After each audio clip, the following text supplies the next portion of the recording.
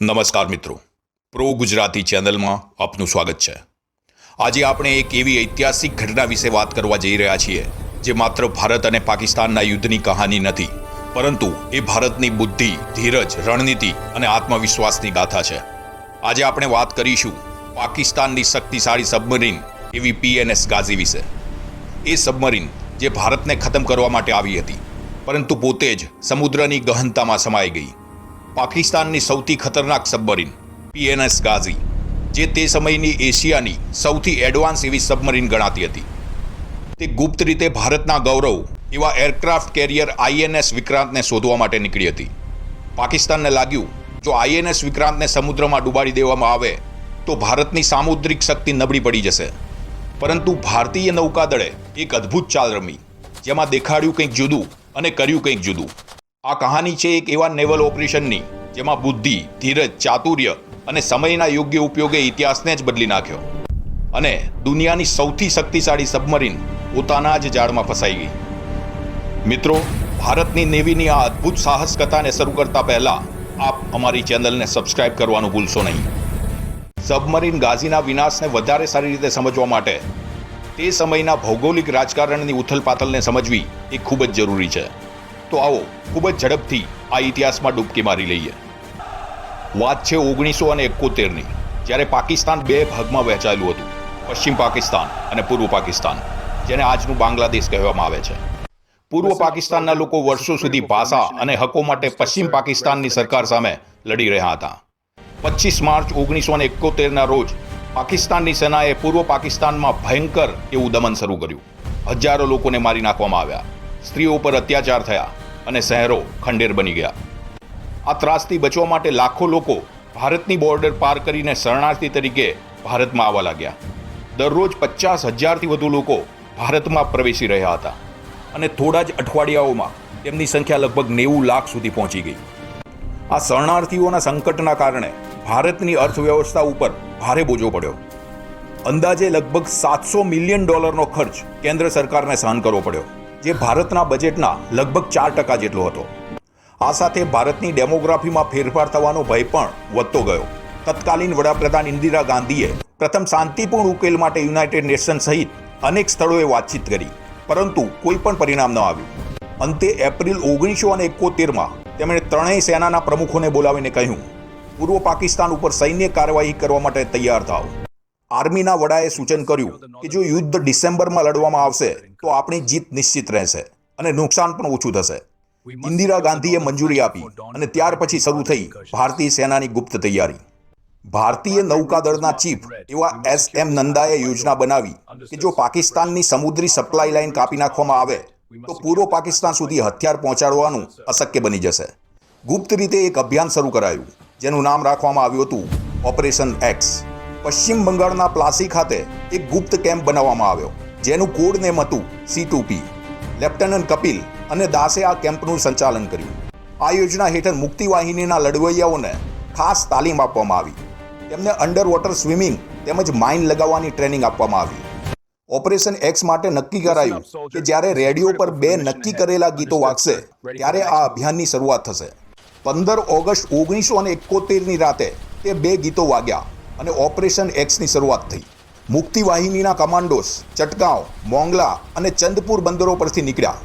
તેઓ પાણીની નીચે તરતા ગયા અને પાકિસ્તાનની શિપ્સ નીચે માઇન્સ લગાવી અને પરત ફર્યા।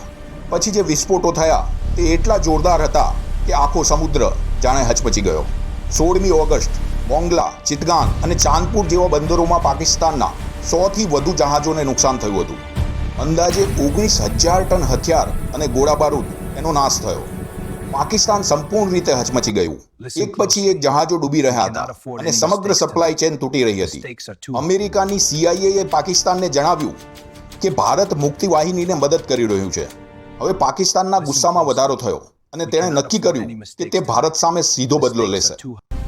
8 નવેમ્બર 1971ના રોજ કરાચીમાં પાકિસ્તાનની નૌકાદળના કેપ્ટન જફર મોહમ્મદ ખાનને નેવલ હેડક્વાર્ટરમાં બોલાવવામાં આવ્યા। ઉદ્દેશ સ્પષ્ટ હતો, INS વિક્રાંત કે જે ભારતનું સૌથી શક્તિશાળી ગણાતું એવું એરક્રાફ્ટ કેરિયર હતું તેને ડૂબાડી દેવું, અથવા તેને એટલું નુકસાન પહોંચાડવું કે તે લડાઈમાં ભાગ જ ન લઈ શકે। કેપ્ટન જફરને એક ગુપ્ત ફોલ્ડર આપવામાં આવ્યું, જેમાં વિક્રાંતના photographs, technicals design, engine model, boiler સિસ્ટમની રચના, હથિયાર રાખવાના સ્થળો અને દરેક મહત્વની ડિટેલ્સનો સમાવેશ થતો હતો. તેમાં સૌથી મહત્વની માહિતી એ હતી કે વિક્રાંતના બોઇલરમાં ક્રેક આવવાથી તેની મહત્તમ ગતિ માત્ર 12 નોટ સુધી મર્યાદિત થઈ ગઈ છે. તેનો અર્થ એ હતો કે આઈએનએસ વિક્રાંત એ હવે નાજુક ટાર્ગેટ બની ગયું હતું. પાકિસ્તાનને લાગ્યું કે જો યુદ્ધ શરૂ થાય તે પહેલાં જ વિક્રાંતને નષ્ટ કરી દેવામાં આવે તો એ તેની એક મોટી અને સ્ટ્રેટેજિક વિજય સાબિત થશે. નવેમ્બર 1971માં પાકિસ્તાનની ઇન્ટેલિજન્સે વિક્રાંતની શોધ શરૂ કરી. તેમના જાસૂસો બોમ્બેના હોટલ્સમાંથી કોર્ટયાર્ડને જોતા હતા. પહેલાં તો તેમને માહિતી મળી કે વિક્રાંત બોમ્બેમાં છે, પરંતુ 13 નવેમ્બરે તેઓ અચાનક ચોંકી ગયા. વિક્રાંત અચાનક ગાયબ થઈ ગયું હતું. ત્યારબાદ થોડી જ વાર પછી એક પશ્ચિમી દેશનું વિમાન ટેસ્ટ ફ્લાયના બહાને ચેન્નઈ હાર્બર આસપાસ ફરતું જોવા મળ્યું. હકીકતમાં એ વિક્રાંતનું સાચું લોકેશન કન્ફર્મ કરવા માટે આવ્યું હતું. આ તરફ ભારતીય ઈસ્ટર્ન કમાન્ડમાં 3 ઓક્ટોબરથી લઈને 26 નવેમ્બર વચ્ચે વાયરલેસ ઇન્ટરસેપ્ટ સ્ટેશન તૈયાર કરવામાં આવ્યા. પાકિસ્તાનના રેડિયો મેસેજીસ ડીકોડ કરવાનો પ્રયાસ કરવામાં આવ્યો. સતત 3 દિવસની મહેનત પછી 10 નવેમ્બરે પાકિસ્તાન નેવીનો ગુપ્ત કોડ ક્રેક કરવામાં આવ્યો. હવે બધું સ્પષ્ટ હતું. પાકિસ્તાન યુદ્ધ માટે તૈયાર થઈ રહ્યું હતું અને તેનું મુખ્ય અને પ્રથમ લક્ષ્ય હતું આઈએનએસ વિક્રાંત. આ સમાચાર મળ્યા પછી ભારતીય નેવી હાઈ એલર્ટ પર આવી ગઈ, કારણ કે જો વિક્રાંતને કંઈ થાય તો ભારતના સમુદ્રિક એવા રણનીતિક સંતુલનને મોટો ધક્કો પહોંચે. પાકિસ્તાનની યોજના સ્પષ્ટ હતી. તેની સૌથી ડેડલી ગણાતી એવી સબમરીન PNS ગાઝીને મોકલવી અને વિક્રાંતને ડૂબાવી દેવું. ગાઝી એ અમેરિકાની એક જૂની સબમરીન હતી કે જેને 1963માં પાકિસ્તાને લીઝ પર લીધી હતી. PNS ગાઝી સાયલેન્ટ કિલર તરીકે ઓળખાતી હતી. તે પાણીની નીચે છુપાઈ રહેતી અને કોઈપણ પ્રકારનો અવાજ ન કરતા અચાનક હુમલો પણ કરતી. PNS ગાઝી એ સમયની એશિયાની સૌથી શક્તિશાળી ગણાતી એવી સબમરીન હતી. આ સબમરીન 300 ફૂટથી વધારે લાંબી હતી. તે 400 ફૂટની ઊંડાઈ સુધી જઈ શકતી હતી અને તેમાં ટોર્પેડો, માઇન્સ તથા ભારે હથિયારો લગાવવામાં આવ્યા હતા. ટૂંકમાં કહીએ તો તે પાકિસ્તાની નેવીની શાન હતી. 14 નવેમ્બર 1971ના રોજ ગાઝી કરાચી બંદરથી નીકળી. તેનું લક્ષ્ય સ્પષ્ટ હતું, આઈએનએસ વિક્રાંત. આ સમય દરમિયાન ભારતે પાકિસ્તાનના તમામ સંદેશો ઇન્ટરસેપ્ટ કરી લીધા હતા અને સંપૂર્ણ યોજનાથી ભારત અવગત હતું. ભારતે એક બુદ્ધિશાળી યોજના બનાવી. તેમણે ઈચ્છાપૂર્વક એવા રેડિયો મેસેજીસ મોકલ્યા કે જેમને પાકિસ્તાન સરળતાથી ક્રેક કરી શકે. આની સાથે સાથે તેમણે વિશાખાપટ્ટનમમાં ભારે પ્રમાણમાં ખોરાક, શાકભાજી અને અન્ય સપ્લાય માટે ઓર્ડર કરાવ્યા, જેથી પાકિસ્તાની ગુપ્તચર એજન્ટોને પણ એવું લાગે કે ખરેખર વિક્રાંત ત્યાં જ હાજર છે.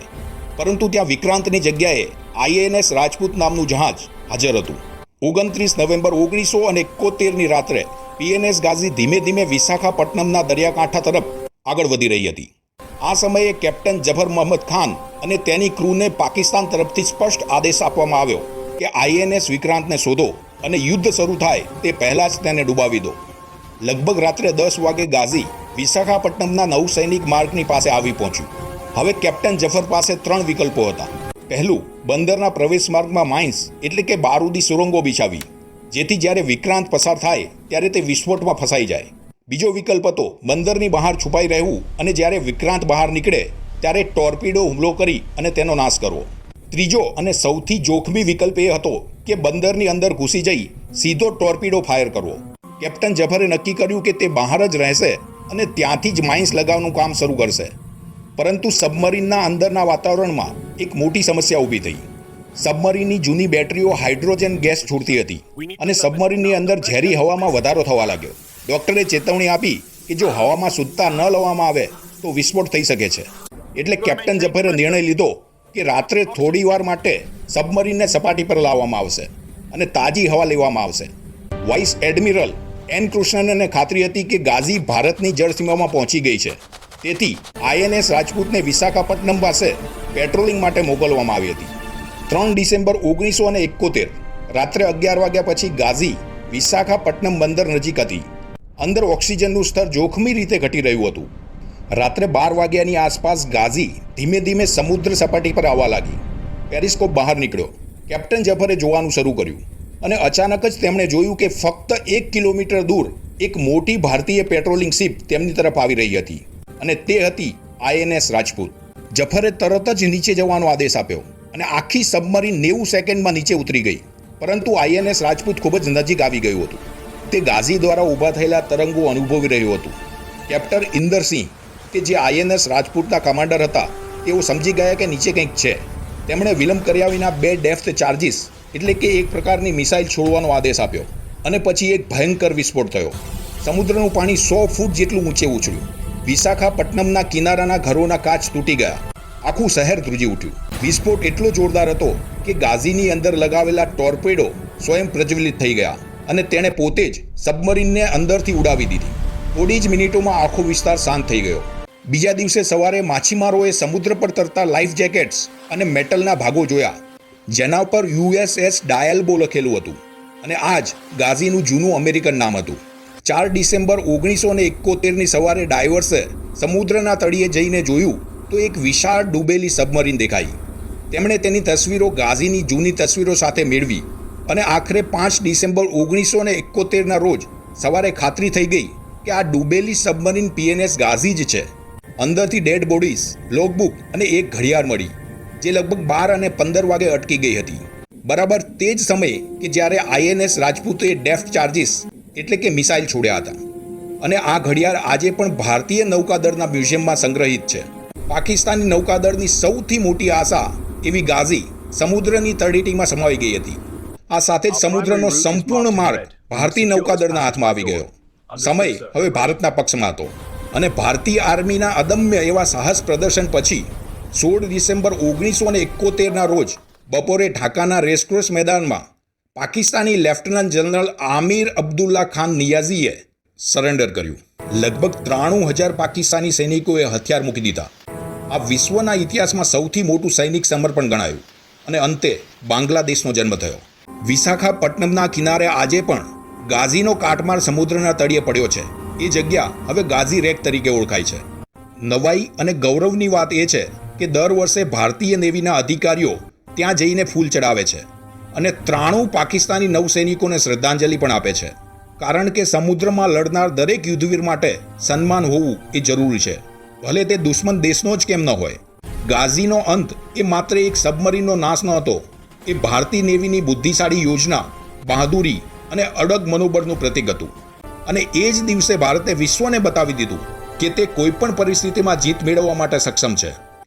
મિત્રો, આશા રાખું છું કે આ વિડીયો આપને ગમ્યો હશે, તો અમારી ચેનલને સબસ્ક્રાઈબ કરશો, તેને લાઈક અને શેર પણ કરો.